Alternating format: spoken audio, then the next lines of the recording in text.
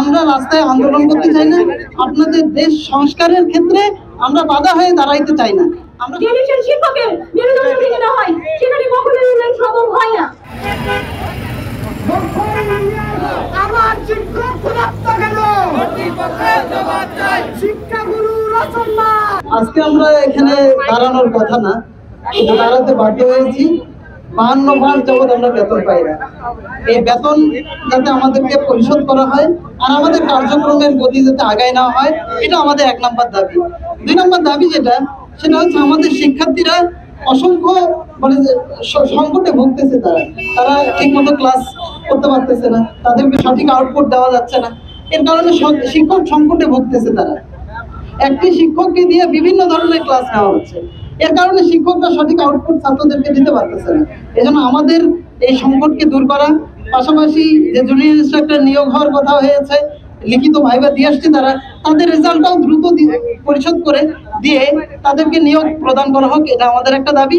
আর সর্বোপরি আমি মাননীয় উপদেষ্টার দৃষ্টি আকর্ষণ করছি যে আমরা রাস্তায় আন্দোলন করতে চাই না, আপনাদের দেশ সংস্কারের ক্ষেত্রে আমরা বাধা হয়ে দাঁড়াইতে চাই না। আমরা শুধু আপনাদেরকে জানাতে চাই আমাদের কার্যক্রম আপনারা অব্যাহত রাখেন এবং আমাদেরকে একটা সম্মতি দিয়ে দেন যে আমরা কি করে আমাদের এই বকেয়া বেতন আমাদের পরিশোধ হবে, এর ব্যাপারে আমরা একটা নিশ্চয়তা চাই। আমাদের ন্যায্য দামের জন্য কেন আমাদেরকে আজকে রাস্তায় নামতে হবে? শিক্ষকদের কেন এত অসম্মান করা হয়? যে দেশের শিক্ষকের মেরুদণ্ড ভেঙে দেওয়া হয়, সেখানে কখনোই উন্নয়ন সম্ভব হয় না। আশা করি এটা বর্তমান সরকার, তৎকালীন সরকার আমাদের সাথে ছিল, তারাও চেষ্টা করেছে, কিন্তু চেষ্টা হয়তো সফলতার মুখ এখনো আমরা দেখিনি। কিন্তু আমরা জানি এখন যে সরকার, উনিও আমাদের প্রতি সুদৃষ্টি নেবেন। আশা করছি আমাদের বিষয়টা সুন্দর আসবে এবং দ্রুত আমাদেরকে রাজ্য সরকারের প্রক্রিয়াধীন বাস্তবায়ন করতে হবে এবং আমাদের বেতনটা দিয়ে আমাদের ন্যায্য অধিকার আদায় করে আমরা যেন সঠিকভাবে ক্লাসগুলো নিতে পারি। যদি সরকার মনে করতো প্রকল্প চালু করছে, প্রকল্প চালু করার পর 1 বছর পর প্রকল্প শেষ হয়ে গেছে, তারা যদি তাদের বেতন না দিত তাহলে তাদেরকে বাদ দিয়ে দেখ, তাদের বলে দেখ যে আপনাদের প্রকল্প শেষ, আপনারা চলে যান, সমস্যা নাই, তাহলে আমাদের স্যালারিটা চলে যেত।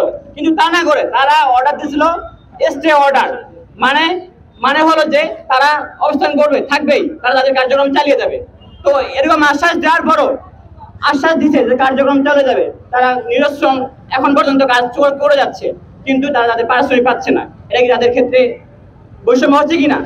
আমরা যেহেতু রাষ্ট্র সংস্কার করছি, আমরা দেশ সংস্কার করছি, আমরা আমাদের বিপিআই সংস্কার করছি, আমরা চাই দেশের প্রতিটি কোনায় কোনায় যত রকমের দুর্নীতি আছে, বৈষম্য আছে, সব আমরা দূর করে দেব। সবাই জানি কোন একটা দেশের উন্নয়নের জন্য টেকনিক্যাল শিক্ষা কতটা ইম্পর্টেন্ট, আর এই টেকনিক্যাল শিক্ষার আতুরঘর হচ্ছে পলিটেকনিক ইনস্টিটিউট। তো পলিটেকনিক ইনস্টিটিউটের যদি শিক্ষক সংকটে থাকে, পলিটেকনিক ইনস্টিটিউটের শিক্ষকরা যদি না খেয়ে থাকে, এর চেয়ে দুঃখজনক আর কিছু হতে পারে না, এর চেয়ে ভয়ঙ্কর আর কোনো কথা হতে পারে না। দেশ সংস্কার করতে হবে, দেশ উন্নয়ন করতে হবে, দেশে শিল্পের বিপ্লব ঘটাতে হবে, আর এর জন্য দরকার একমাত্র টেকনিক্যাল এডুকেশন, যেটা একমাত্র নিশ্চিত করে পলিটেকনিক ইনস্টিটিউট গুলো। স্বৈরাচারের কালো হাত ভেঙে দেবে ছাত্র সমাজ। শিক্ষাগুরু কাঁদছে কেন? কর্তৃপক্ষ জবাব চাই, কর্তৃপক্ষ জবাব চাই। শিক্ষাগুরু কাঁদছে কেন?